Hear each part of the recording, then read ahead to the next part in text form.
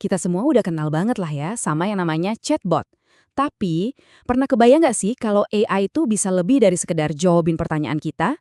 Gimana kalau AI bisa jadi asisten atau bahkan karyawan pribadi Anda?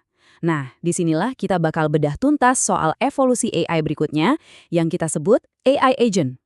Oke, kita mulai dari yang paling dasar dulu ya, biar kita semua satu frekuensi. Penting banget nih buat ngebedarin antara AI agent dengan chatbot yang udah sering kita pakai. Emangnya, apa sih bedanya? Nah, ini dia perbandingannya. Biar gampang, anggap aja chatbot itu kayak buku pintar. Kita nanya, dia jawab. Udah, gitu aja. Tapi AI agent, wah ini beda level. Dia itu seperti karyawan digital. Kita kasih tugas, dia yang beresin sampai tuntas. Jadi yang satu itu reaktif, yang satu lagi proaktif. Kelihatan kan bedanya? Jauh banget.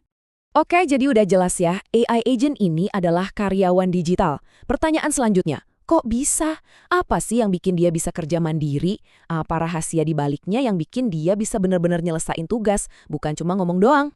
Saya suka banget sama analogi ini. Pas banget. Coba deh bayangin, AI biasa kayak ChatGPT itu ibarat otak dalam toples. Super pinter, tapi ya cuma bisa mikir dan ngasih ide. Nah, AI agent itu otak yang dikasih badan. Badan inilah yang bikin dia bisa gerak, bisa berinteraksi dengan dunia digital, dan benar-benar ngerjain sesuatu. Jadi, badan itu punya 3 kemampuan inti yang bikin dia istimewa. Pertama, dia bisa berpikir atau reasoning, jadi dia bisa bikin rencana dan strategi buat capai tujuan. Kedua, dia bisa bertindak atau acting, pakai berbagai macam alat digital kayak browser atau email. Dan yang paling keren, ketiga, dia bisa belajar atau adapting dari setiap hasil kerjanya, biar kedepannya makin pinter. 3 hal ini nih kuncinya. Penasaran kan gimana cara kerjanya? Oke, sekarang ayo kita coba bongkar mesinnya. Kita intip, apa aja sih komponen-komponen utama yang ngebentuk si AI agent ini?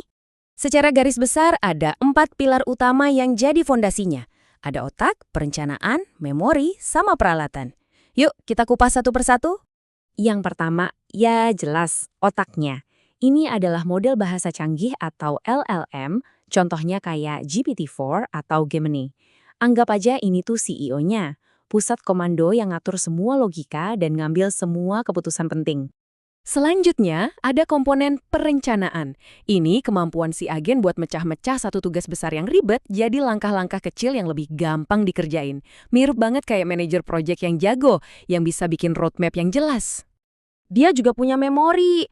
Fungsinya buat nyimpen informasi, baik itu ingatan jangka pendek, misalnya apa yang lagi dikerjain sekarang, maupun ingatan jangka panjang, yaitu pelajaran dari pengalaman-pengalaman sebelumnya. Inilah yang bikin dia bisa terus belajar dan berkembang, persis kayak kita. Nah, ini nih bagian favorit saya. Peralatan atau tools. Inilah tangan digital yang tadi kita bahas. Dengan tools ini, si otak akhirnya bisa menyentuh dunia luar. Dia bisa buka website, kirim email, akses database, pokoknya ngejalanin semua rencana yang udah dibuat. Terus gimana cara keempat komponen itu kerja bareng? Semuanya terhubung dalam sebuah siklus kerja yang cerdas banget. Namanya siklus REACT. Sesuai namanya, gabungan dari reason yaitu menalar dan act yaitu bertindak. Gampangnya gini, si agen pertama-tama menalar, mikirin langkah apa yang paling masuk akal sekarang. Terus dia bertindak pakai salah satu alatnya. Setelah itu, dia mengamati hasilnya. Berhasil nggak? Kalau belum, dia bakal ulangi lagi siklusnya. Mikir lagi, bertindak lagi, amati lagi, sampai tujuannya tercapai. Cerdas banget kan? Oke, teorinya udah cukup. Sekarang kita lihat gimana sihir ini bekerja di dunia nyata. Contoh-contoh ini benar-benar nunjukin betapa kuatnya teknologi ini. Bayangin di customer service, ada keluhan masuk soal paket telat. Si agen langsung terima, ngecek database pengiriman, dan nemuin kalau ada masalah di kurir. Tanpa disuruh, dia langsung inisiatif kirim email permintaan maaf ke pelanggan plus ngasih kode diskon. Dan yang paling gila, semua itu terjadi otomatis tanpa perlu ada campur tangan manusia sama sekali. Oke, ini contoh yang lebih ekstrim lagi. Bayangin ada sebuah proyek riset di bidang farmasi yang super rumit. Kalau dikerjain sama tim peneliti manusia, kira-kira butuh waktu sekitar 2 minggu buat nyelesain semua risetnya dari awal sampai akhir. Nah, sekarang gimana kalau tugas yang sama persis kita kasih ke AI ajan? Kira-kira berapa lama waktu yang dia butuhkan? Jawabannya cuma 2 jam. Serius, dari 2 minggu jadi 2 jam. Coba dibayangin seberapa besar lompatan efisiensinya. Ini benar-benar pengubah permainan. Gimana caranya? Dalam 2 jam itu, si agen kerja nonstop. Dia download 50 jurnal ilmiah, mengekstrak semua data penting, dan merapikannya dalam tabel, ngecek ulang datanya dengan berita-berita terbaru, dan terakhir, dia bahkan bikinin presentasi slide dari hasilnya dan langsung dikirim ke grup Slack tim. Luar biasa. Jadi, kalau kemampuannya udah sehebat ini, apa artinya buat masa depan AI? Dan yang lebih penting, buat masa depan cara kita bekerja? Tabel ini ngerangkum semuanya dengan jelas. Kita lagi bergeser dari AI generatif yang sifatnya reaktif, cuma bisa bikin konten kalau disuruh, ke AI agentic yang proaktif. Dia nggak cuma bikin, tapi dia melakukan. Alur kerjanya juga bukan lurus terus selesai, tapi berulang-ulang sampai tujuannya benar-benar tercapai.